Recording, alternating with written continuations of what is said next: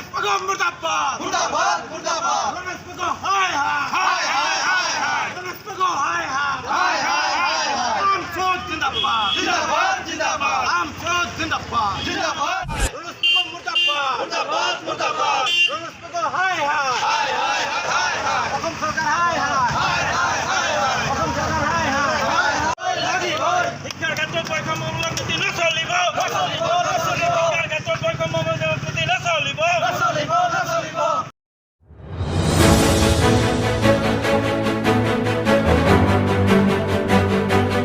খনে হয়তো একমাত্ৰ দেশ হ'ব যিখন দেশ নিৰ্বাচনৰ কাৰণে ছাত্ৰ ছাত্ৰীসকলৰ পৰীক্ষা পিছুৱাই দিয়ে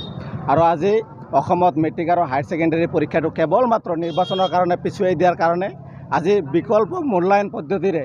ছাত্ৰ ছাত্ৰীসকলৰ পৰীক্ষা অনুষ্ঠিত কৰা হ'ল আৰু যাৰ পৰিপ্ৰেক্ষিতত সমগ্ৰ অসমতে ছাত্ৰ ছাত্ৰী উত্তীৰ্ণ হাৰ ব্যাপকভাৱে বৃদ্ধি পালে আৰু সেই কথাটো চৰকাৰে আগতীয়াকৈ উমান পাইছিলে উমান পোৱাৰ পিছতো চৰকাৰে হায়াৰ ছেকেণ্ডেৰী বা কলেজসমূহত ছাত্ৰ ছাত্ৰীৰ অনুপাতে মানে আসনৰ সংখ্যা তেওঁলোকে বৃদ্ধি নকৰিলে আৰু যাৰ পৰিৱেশত তেওঁলোকে কোনো ধৰণৰ নীতি নিয়ম নামানি তেওঁলোকে এডমিশ্যনৰ প্ৰচেছ ষ্টাৰ্ট কৰি দিল আৰু এডমিশ্যন প্ৰচেছ ষ্টাৰ্ট কৰাৰ পিছত আজি ৰাজ্যত এক হাহাকাৰ পৰিৱেশৰ সৃষ্টি হ'ল আৰু ছাত্ৰ ছাত্ৰীসকলে আজি নামভৰ্তিৰ কাৰণে হাহাকাৰ কৰিব লগা হৈছে প্ৰত্যেকখন মহাবিদ্যালয়তে প্ৰত্যেকখন হায়াৰ ছেকেণ্ডেৰীতে আজি ছাত্ৰ ছাত্ৰীসকলে নামভৰ্তি পোৱা নাই আজি যিখন মেৰিট লিষ্ট ওলাইছে মেৰিট লিষ্ট মোতাবেক যদি ছাত্ৰ ছাত্ৰীসকলক নামভৰ্তি কৰে তেতিয়াহ'লে মাত্ৰ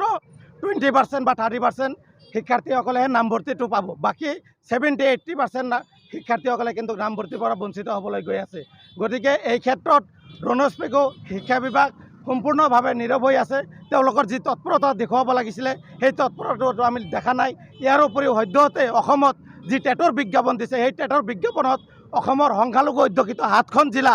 পৰীক্ষা কেন্দ্ৰৰ পৰা তেওঁলোকে বঞ্চিত কৰিছে গতিকে RSSৰ স্বৰ্তলিপি মতে অতি কৌশলগতভাৱে আৰু ষড়যন্ত্ৰমূলকভাৱে অসমৰ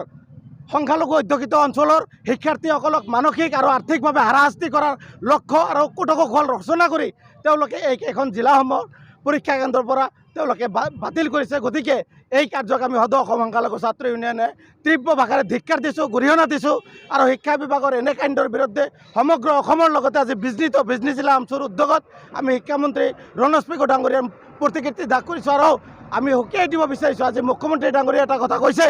যে কোভিডৰ কাৰণে পৰীক্ষা কেন্দ্ৰ কমাই দিছে মুখ্যমন্ত্ৰীক মই ক'ব বিচাৰিছোঁ যে আপুনি ৰাইজক বুৰ্বক বনাব বিচাৰিছে নেকি আজি কোভিডৰ কাৰণে পৰীক্ষা কেন্দ্ৰ বঢ়াবহে লাগে কমাব নালাগে কিন্তু যে সেইটো ক্ষেত্ৰত আপুনি পৰীক্ষা কেন্দ্ৰৰ সংখ্যা নবঢ়াই আপুনি কমাইছে গতিকে কি উদ্ভট যুক্তি আপুনি দাঙি ধৰিব বিচাৰিছে আৰু তেওঁৰ ৰাজনৈতিক সচিব জয়ন্ত মল্ল বৰুৱাই এটা কথা কৈছে যে সেই জিলাসমূহত পৰীক্ষা হ'লে অহত উপায়েৰে শিক্ষকসকলে তেওঁলোকে মানে শিক্ষক নিৰ্বাচিত হ'ব গতিকে এই কাৰ্যক আমি তীব্ৰ ভাষাৰে ধিক্কাৰ দিছোঁ আগতেও এই জিলাসমূহত